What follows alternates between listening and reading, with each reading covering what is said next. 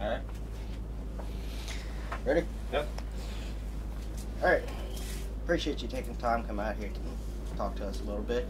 Coming from the West Coast, it's a little bit of different racing experience out there than we have here on the East Coast. Tell me a little bit about how you got into the sport. You started into karts, obviously, and worked your way into USAC, but what was your interest into that being on the West Coast? Yeah, I guess more or less, you know, my family really supported me a lot, and that helped my whole racing career and set the tone for my racing career, really. You know, my dad got me started, my cousin, kind of that way. Started racing go-karts kind of in Southern California, but really pretty quick they started traveling with me and had me kind of going all across the country. So from the first day, you know, we kind of started venturing and trying to find the best races we could go to and go straight against the hardest competition we could have. And traveled from go-karts to sprint cars and ran sprint cars in the Midwest for a while, and through the USAC ranks kind of after time, and spent about 4 years out there, and then after about 4 years in the USAC ranks, stepped up to the K&N series with Red Bull, and through K&N trucks and nationwide and into the Cup. So it's been a lot more in than obviously just that, but kind of through those ranks, yeah. And what's been your biggest influence working up through those ranks and just putting your time in and the seat time to be able to move yourself up, get the respect from the drivers out there across the country in the various series that you've worked in? Yeah, there's been some big influences in my career. Obviously, like I said, my dad started me, so I'd say my dad's biggest influence starting.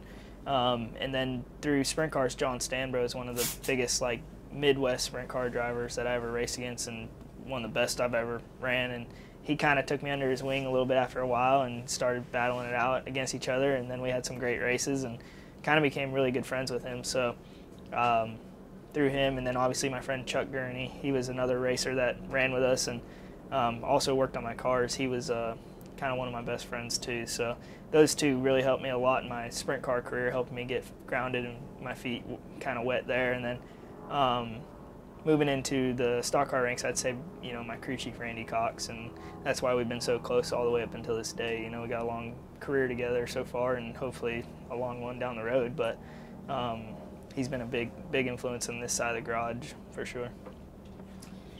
And being so young, we see in the NASCAR series just so often where the drivers are getting so much younger. You take when you came through in the early 2010s, 2009 to NASCAR. What does that say about the sport in general and how they're moving towards the younger and younger drivers to kind of capture that audience out there? I think NASCAR always takes a step trying to find the next group of people. You know, it's always changing.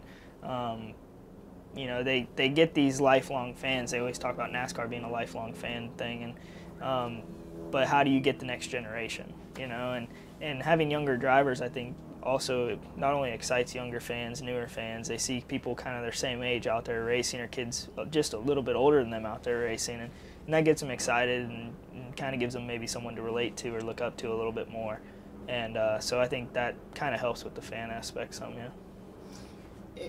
And since you've come into NASCAR, it's been an up and hill battle for you. You've had to work your way up, and then you kind of get knocked back down. You go back to your Red Bull days where, you know, at the end of the season, they closed down, obviously. You had to move back to Junior Motorsports and the Xfinity Series, and you've worked your way back up into Front Row Motorsports this year in the 35 car with Speed Stick.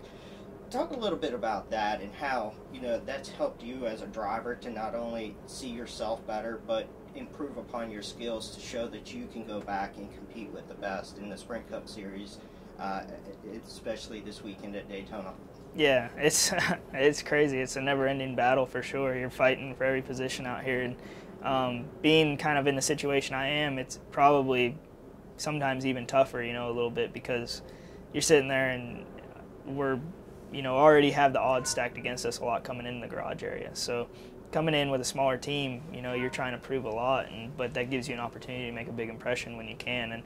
And I kind of like those opportunities. I've learned a lot through my career. It's like you said, it's been a little bit of a roller coaster. I've had ups and downs in it for sure, but everyone's life's going to have up and downs. And you know, it's just a career, and I have fun with it, you know, and it's grounded me probably, I'd say, more than anything, through the junior motorsports experience, and you know, having things taken away and coming back and being able to fight back And just I learned how much, you know, I can have fun out here, and how sometimes I can let this stuff kind of control my life probably too much, you know. So at the end of the day, if I keep my perspective straight and have fun with it, it usually goes pretty good. So 2015, new team.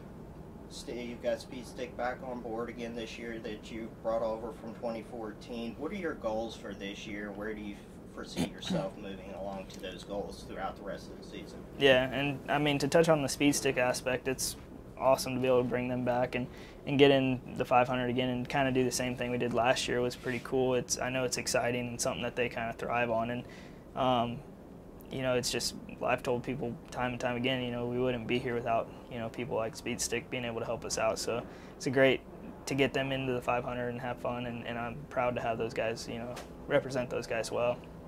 And then 2015, I'd say, you know, if we could have a top 25 solid car throughout the season, that would be a good season for us.